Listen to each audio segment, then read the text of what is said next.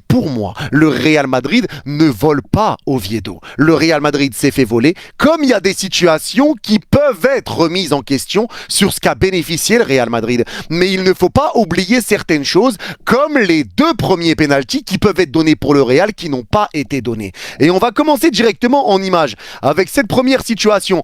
Le pénalty éventuellement sur Rudiger sur le corner qui a été joué. Rudiger qui se fait agripper et pas de pénalty selon l'arbitre. D'accord. Et deuxième situation avec Mastantuono. Mastantuono qui se fait retenir. Là, il y a clairement pénalty. Sur les deux situations, pour moi, il y a deux pénaltys. Mais éventuellement, il y en a un. Il y en a minimum un qui n'est pas donné pour le Real Madrid.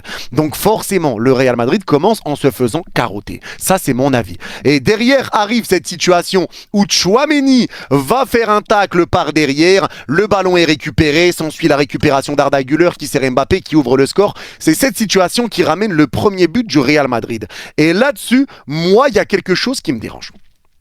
Parce que chacun peut avoir son avis.